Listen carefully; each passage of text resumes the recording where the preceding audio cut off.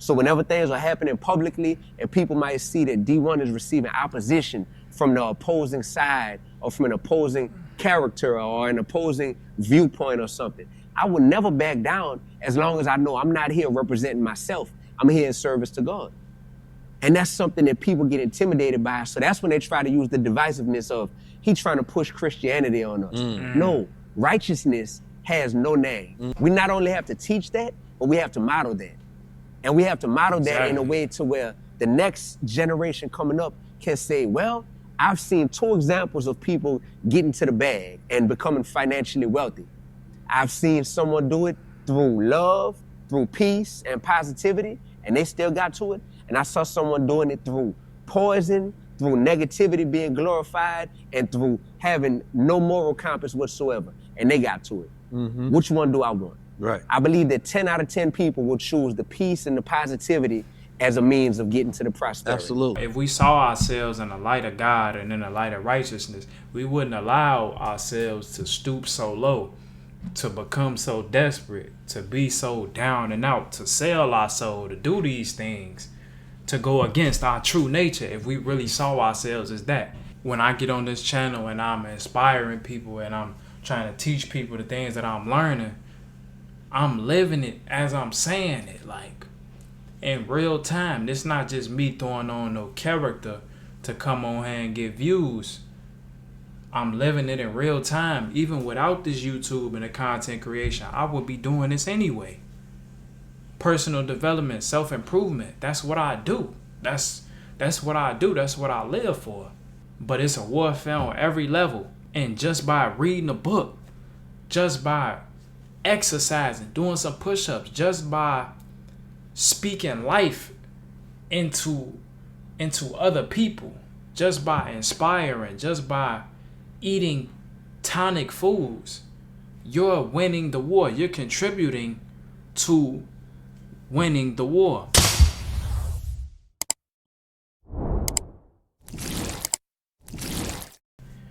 YouTube, we back here again with another video.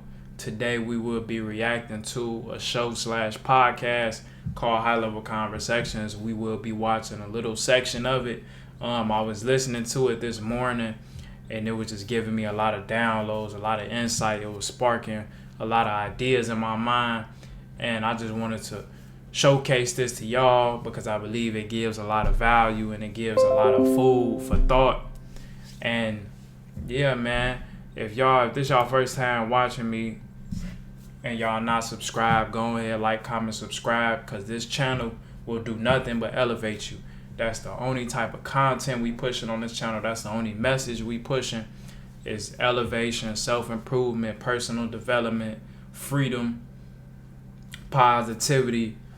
I just want to elevate your life and I want to inspire you and I want to teach and allow others, other minds and other people to come teach the things that they've learned so we can grow as a society. And without further ado, we're going to get into it. Get your popcorn, get your drinks, whatever you need to come chill, relax, and enjoy this conversation and this intellect. And without further ado, let's get right into it. Fighting, right? You operating with that Yahshua spirit. You feel me? You operating with that Christ consciousness. You don't care because it's not that you don't care, it's because you do care.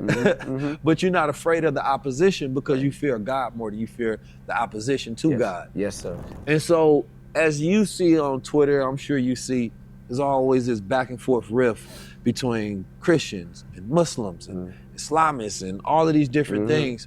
Me personally, I don't get caught up in it, but I just noticed that there's so much identity politics and divisiveness to where people don't even really know what they're fighting for, right?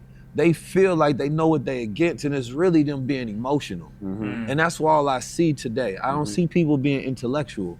Correct. I don't really see people being good apostles for God whatsoever. Correct. Right? Or messengers Correct. for God at all. I just see a bunch of emotional people talking about what they believe, but none of them really know what they know. Correct. Because if they're going to get offended if you ask them to defend it, because they're doing it from an emotional place of what they feel. They don't even have the knowledge, right? And so that's going to make them feel frustrated when you call them out. And you're like, well, why do you do that? Can you defend it? Now, a man that really, truly knows himself and why he's he's going to be like, yes, I do it for this, this. That's who I am. And I can stand on that every day of the week. But if a man is just operating within a world, he doesn't really know. So now he's frustrated and mad that you calling him out. Even though you're right. Yeah. And he knows you're right. He know you're right. He know you're right. Ain't nobody can tell me, cause we living in a culture where everybody working for the devil. And when I say working for the devil, I mean it by definition, because the devil is somebody who presents illusions. He is somebody who deceives, right? He is somebody who manipulates you. He is somebody that keeps you off your focus, right? So what is gambling? What is entertainment? Right? All of these different things is keeping you off your focus, keeping you off your nature. Absolutely. Right? And if you do not care the effect of your influence, There you go. then you a little demon. There you go. He said, you a little demon. I agree with that 100%. Because we often see the devil as showing up in the most wicked and evil ways. But in reality, the devil truly hides in plain sight through manipulation and through distraction and deceit. Like he was talking about entertainment, gambling. It's enjoyable. It's pushed on people to enjoy themselves at the expense of the long-term effects of it. They don't tell you about the long-term effects of gambling away your money. They don't tell you about the long-term effects of being so attentive to entertainment and disregarding your reality and your real life. They don't tell you about the long-term effects of these things because that is the devil. That is the distraction and deceit to make you think it's good, but in reality, it's pleasurable for the short term instead of the long term. The devil keeps you from focusing. That's so big. Because we live in a society where everybody is overthinking, everybody is anxious, everybody is nervous, everybody is worrisome. So you're not focused on what you really want to focus on. You're not focused on doing God's work. You're not focused on self-love. You're not focused on community building, right? Because what's being thrown out of your face is shifting your focus. That's the devil. And he's working 24/7 every day in very little ways that you won't notice until you look back 10 years and be like, wow, look at what I've done and look how far I've come. I haven't come far at all. Because why? I was distracted, because I was led astray. That's how the devil works. If we live in an economy of attention, I want y'all to always remember attention. Watch where you put your attention. Attention is currency. Attention is reality, to be honest, because whatever you pay attention to, that's your reality. If you don't pay attention to the negative BS, then that's not your reality. You won't even see life the same as somebody that do pay attention to that. If all you pay attention to is positivity and righteousness, that's going to be your reality, right? You're not going to look at the world as evil because you don't pay attention to evil. And when you do, you call it out and you change it around. You change the energy around it. So watch where y'all put y'all attention. I agree 100% with what he said. We're going to get back into it, though. Go. You feel me? There you go. So how you mad at somebody for calling you Calling out? it out. It's my job. If I'm not calling you out, I'm not doing my job. Yeah. Exactly. And they don't realize that. Yeah. That's how much I fear God, brother. That's how. Another thing I want to say is I came across a quote that it was saying, evil is not what will destroy the world. It's the witnesses of evil that don't say nothing, that don't do nothing and allow it to happen are the people that's going to ruin the world. And that's going back to what I said about distraction. it's not the people that's actually doing the evil. It's the people that's actually seeing the evil and not saying nothing about it and just letting it ride like it's cool. Those are the problems. Those are the people that's causing the problem. We're going to get back into it, though. How much I'm here to serve God is that if I see what's going on in this world and what is being more and more normalized and more incentivized, and if it's all the characteristic traits and the characteristics and the behaviors and the traits that the devil is pleased with and that are synonymous with the devil, I have to call that out. Not only do I have to call that out, but I also have to be an example of what's different. You know, I have to present an alternative to that. So that's why I'm more than just an artist, but I'm also more than just a speaker as well. Mm-hmm. It's like I have to be both. I have to be a communicator. And I use art, hip hop to communicate. I use speaking to communicate. I use being a college professor to communicate, because the devil is not going to take a day off, right? Nah, he work overtime. Exactly. So with that being said, I got to do the same. But also the devil shows no fear and no reverence for God. So why should God's people show any fear, any retribution, any hesitance when it comes to doing his work as well? It's like, man, we got to stand on what we believe in. And if you got two people that are like, cool, I'm fully standing on what I believe in, and if we look at each other right in the face, right? Fully standing on what we believe in, the truth is going to win every time. Yes, sir. And I want my life to be a testimony to the truth winning every time. So whenever things are happening publicly and people might see that D1 is receiving opposition from the opposing side or from an opposing character or an opposing viewpoint or something, I will never back down as long as I know I'm not here representing myself. I'm here in service to God. And that's something that people get intimidated by. So that's when they try to use the divisiveness of, he's trying to push Christianity on us. No, righteousness has no name. Right? He said something with that. Righteousness has no name. We get so caught up in our ideologies and our beliefs and how we was raised that when somebody is living a way that we're not used to, that we're not familiar with, we call it evil. We say they work for the devil. They don't believe in my God. Righteousness looks different. Righteousness as a whole is righteousness. Doing things right. But doing things right is different for everybody. Because we have different lives. We have different circumstances, different responsibilities, different goals. So, like he said, righteousness has no name. If you Christian, if you a Muslim, if you're a Buddhist, if you're a Hindu, you're no different from me. You're no more righteous or more evil than me. You're trying to utilize your time in the best possible way and bring the most value to this world before you leave. That's God's work. That's God's work. Doing things right and bringing value and benefiting your brother and your sister and yourself. That's God's work. That's righteousness.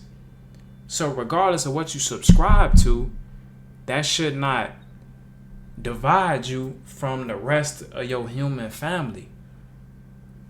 There's right and then there's wrong. There's good and then there's evil. That's the only two sides there is. So that's the only time we need to draw the line, bro. Like, there's no reason a Muslim and a Christian can't be great friends and have great conversation and build things together. There's no reason a Jew shouldn't be friends with a Hindu and build great things together and have great conversation and have great community together. Right? We gotta stop with the divisiveness, he said. We gotta stop dividing amongst ourselves just because of our emotions and what we believe. What we believe may be best for us, but it may not be best for the next person. So we gotta make that more clear, like that we doing God's work. We not just, oh, I'm Christian. If you ain't Christian, then fuck you. Nah, I'm doing God's work. I see you over there doing God's work. Let's do God's work together. That's it. Let's get back into it though. Righteousness has no. Come on. Yeah, righteousness has no sense of saying. They only say that when you're successful at what you do. Yeah, that's it. That's it. That's it. And then they'll try to divide the brothers and sisters Yeah. who are all able to unify in the name of love and in the name of righteousness, to where it's like we don't even see any sense of division, Right. because at the core, these principles are all the same. Yeah, true righteous people all have the same agenda. There you go. There you go. Exactly. So when I see the Exactly. attempted division, I'm like, oh, word, y'all want to try to cast me off as being a brother. This word of being a clout chaser, that is a psychological trick that demons and enemies of righteousness will try to use to trick you out of being bold in what it is that you represent. Meanwhile, they want to normalize what it is that they represent and push and perpetuate on a daily basis. And if you attempt to go against it, they don't want you to mess with their monopoly. So they're like, oh, you're a clout chaser because you're opposing the norm. That's the state and times that we live in, is the norm has become something that should have never been the norm in the first place, right? But I would want my brother D1 to be more popular, 100% more resource, more funded than 99% of the rappers that I see today. And that's because you may do something with your money good. You may have a turkey giveaway, right? You may do something for the youth every once in a while, but that's only because you trying to erase your sins and you're trying to justify, right, being a devil and saying that, well, sometimes I do angelic work. But you're still a devil, though. And by a devil, that doesn't mean you have to stay a devil, but it means that your lifestyle is funded by the devil, right? Why you think they love you so much? Because you can be easily controlled and manipulated, and you don't have a consciousness when it comes to the effect that you have on the people. There you go. Because you're going to justify it by, I got my money, though, right? And so that's the lowest level. That's prostitution, right? Mr. Farrakhan talked about that, right? That spirit of doing anything for money is prostitution. Absolutely. So you'll be willing to sell yourself, your body, your people out, all in the name of, I got my bag though, Yep. right? And it's like, yeah, a prostitute gets their bag at the end of the day, right? But the way you get it matters. And what you do and why you do all matters. And the why, that's where you find God at. Why you doing it? Correct. Because that's where you find the intent and the purpose of what you're doing. And are you conscious of the effect that is happening? I think the most dangerous thing right now is how on the heels of having like this financial literacy movement, all of a sudden you got all this gambling being pushed, Yes. right? Yes. I would never, and I understand because there's so many people, the only way they getting funded right now, there's the people come in, they give you a big old bag, right? And they say, listen, we'll fund your shows, we'll fund your production, all of these different things. But their company directly deals with gambling, right? Now, those who history buffs understood that there has been wars waged on the fact that they don't like that, how that destroys a generation, right? There's people who have built into their rules that they can't, charge each other interest. They can't set up gambling houses within their culture. The Jewish people are so smart, they say that we the people of God. We can't do it to each other, but we can do it to people who are non-people of God, right? We don't even see ourselves as people of God. If we did, we wouldn't do certain things to each other, Exactly. right? Absolutely. Exactly. My next article gonna be about that. If we saw ourselves in the light of God and in the light of righteousness, we wouldn't allow ourselves to stoop so low, to become so desperate, to be so down and out, to sell our soul, to do these things, to go against our true nature. If we really saw ourselves as that, I see a lot of people pushing Christianity and pushing God and religion and faith. But then you take a look at their appearance, at their character, at the type of person, and they're extremely unhealthy. They're extremely overweight. They have a plethora of diseases, right? So that doesn't line up with faith. That doesn't line up with living a godly life, because you're allowing your lower desires to take over your body, your temple. That's what they call it in the Bible, your temple. But you shame somebody for wearing a tattoo or having a tattoo, wearing a piercing or whatever, but you only got a couple years left in your life. Your ankle swole. your ankle's sore, you got heart problems, you got blood pressure problems. You don't got too much longer.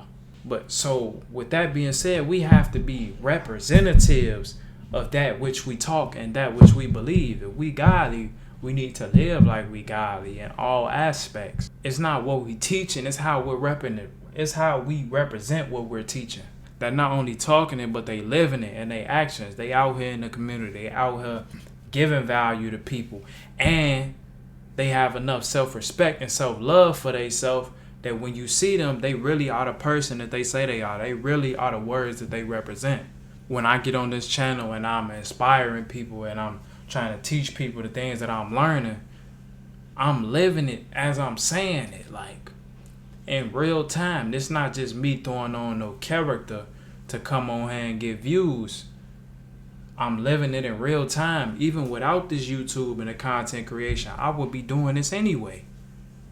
Personal development, self-improvement, that's what I do. That's what I do. That's what I live for. I don't know if I kind of went off on a tangent, but I just had to speak my mind on that. Let's get back into it, though. Because it'd be like, I can't do that to God's people. That's crazy. I can't just sell them liquor and gambling and entertainment and keep them off their focus every day and then complain about why we're not making progress when I usually use my platform to keep us from making progress, right? So your success is our failure. So in that, then if you want to change the culture, then you gotta be like, all right, well, some of you niggas gotta go because y'all in my way of making progress. Yep. I'm trying to teach them investing. I'm trying to teach them better entrepreneurship, trying to teach them skills and development and how to become men and things of that nature. Exactly. And everything you represent It's is the going against opposite of that. Yeah. So you telling me at some point in time we not gonna become enemies? Come on, have to. Don't get me wrong. I will treat brotherhood as brotherhood. We can work. Here's the thing.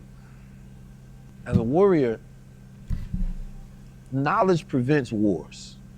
Knowledge prevents wars because when you're knowledgeable and you're educated, then you should be able to come up to a solve and create a solution and solve the problem before it gets to that point of conflict, right?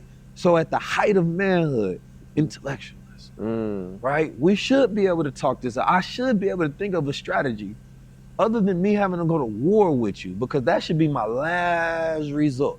When I have completely exhausted my mental resources and my intelligence of figuring this out. Very intelligent people don't fight, right? Because they already figure out a solution and get their way. Well, we dealing with some hard-headed people sometimes, where it's like, all right, I'm exhausted. And before I go to sleep, I'm gonna use this last bit of energy to get at y'all. You feel me? Because sometimes that may be the intelligent thing. You need the attention so that the message can flow with the attention, right?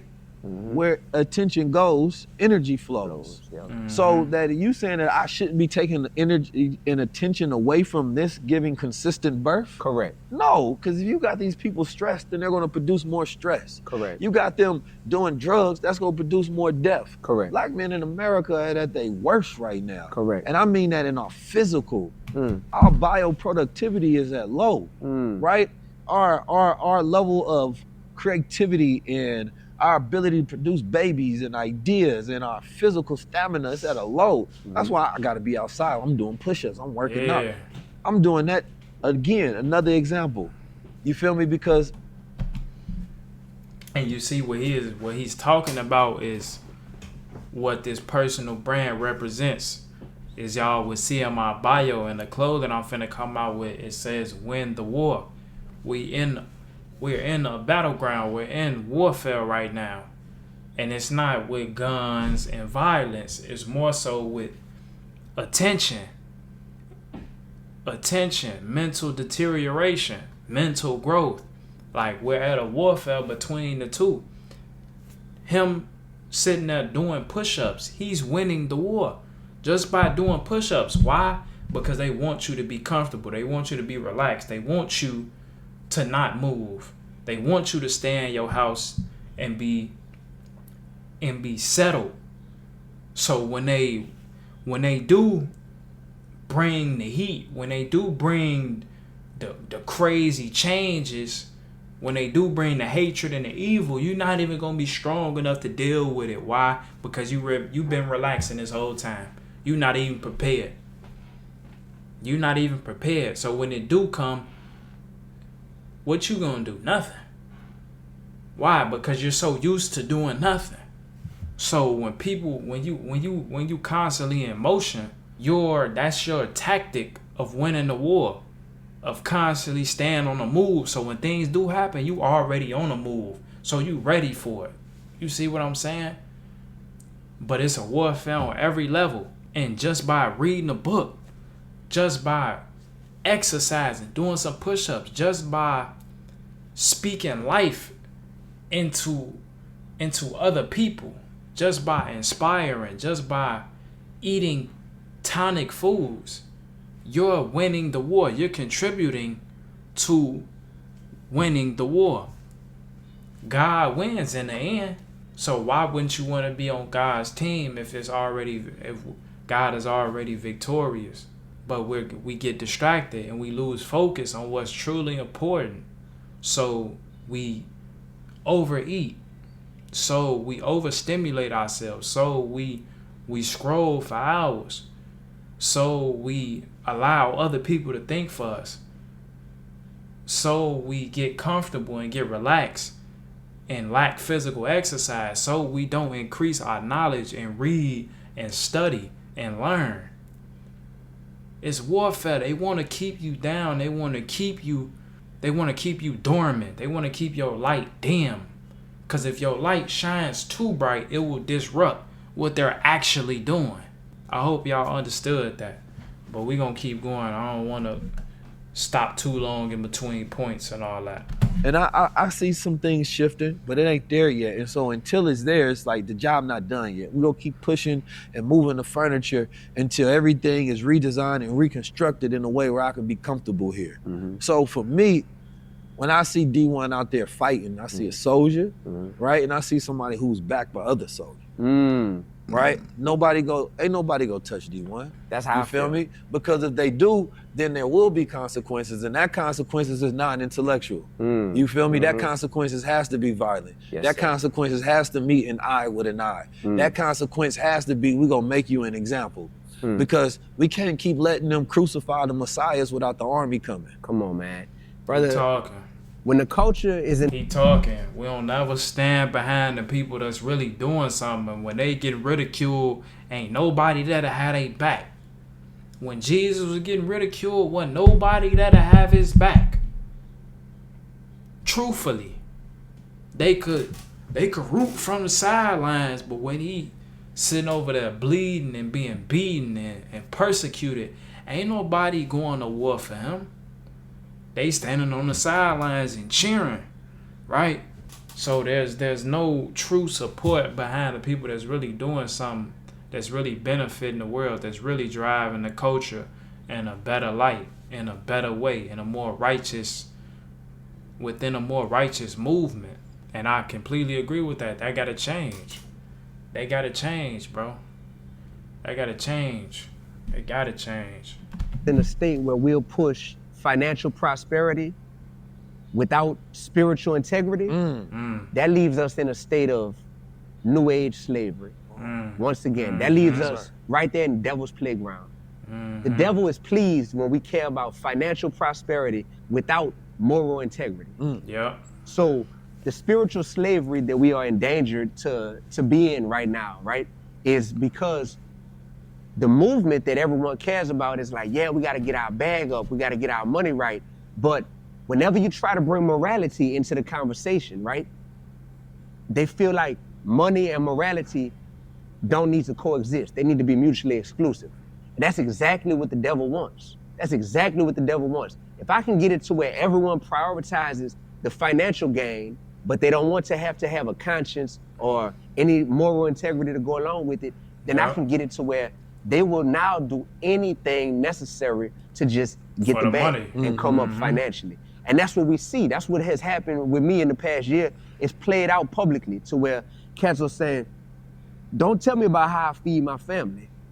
And it's like, I'm not saying I don't want you to feed your family. You know what I mean? These are some of the biggest people in the culture. Nobody is saying I don't want you to feed your family, but there's a way to feed your family and to not poison thousands of other families Absolutely. by how you're feeding your family. That's called conscious capitalism. That's it, brother. You can make money and do good at the same time. That's it. And we have to teach that Exactly. peace and positivity is profitable. Exactly. Good sells as much as evil sells, man. People think you gotta entertain, you gotta hop on trends, you gotta play on the emotions and impulses of people in order to get paid. That is not true. You can get paid the same from uplifting your community as you could with poisoning your community. These are real examples of that. D1, he's an independent artist. His name is out there. He getting record deals. He not signing them, but I heard record companies reaching out to him. He's building this independent. All his music is uplifting people. It's benefiting people. It's bringing value and shedding light on things. 19 Keys, this whole show is surrounded around winning the war on self. It's elevating yourself, self-improvement, building up the community that has been damaged. They making funds off the real money. They're financially free off of doing God's work. So what makes you think you can't do the same? I'm telling you, there's a small percentage of people that's actually doing God's work. Most people are working for the devil. So don't think, oh, it's too saturated, oh, it's too cliche. It's not. It's not. It's about 2% of people that's actually doing God's work. We need as many hands on deck as possible. There's money out here for everybody. But it's up to you to choose how you want to make that money. How do you want to accumulate that money? That's it. Capital consciousness. What do you say? Conscious capitalism. I said it backwards. But that's real. That's real and that's true in this day and age. You don't have to do what everybody else do to get on. You can do your own thing, but make sure it's bringing value and benefit to the people. Because you're going to get paid 10 times, tenfold for that. We're going to keep going, though. We not only have to teach that, but we have to model that. And we have to model that in a way to where the next generation coming up can say, well, I've seen 2 examples of people getting to the bag and becoming financially wealthy. I've seen someone do it through love, through peace and positivity, and they still got to it. And I saw someone doing it through poison, through negativity being glorified, and through having no moral compass whatsoever, and they got to it. Which one do I want? Right. I believe that 10 out of 10 people will choose the peace and the positivity as a means of getting to the prosperity. Absolutely. And the I agree, profitability 100%. every time. But we have to show that it's possible. In my industry, in hip hop, I only saw one way coming up. All right. That's it for this section of the video. That's all we going to react to. I hope y'all got a lot of value and benefit from this, and I know y'all did. And I just want to spark that in y'all mind. I just want to plant that seed in y'all mind. If you can really live a free life, financially free, free from limitations, free from fear, and you can be profitable off of doing God's work. So that's what I wanted to leave y'all with. Like, comment, subscribe. Make sure y'all tap into my other videos on this channel. And y'all leave comments in the comment section down below of what videos y'all want me to react to, what people y'all want me to react to, what books y'all want me to read and break down, whatever it is that y'all want me to talk about on this channel that you think would bring value to people. Let me know. I'm going to see y'all in the next video. Make sure y'all tap in with me. We gone.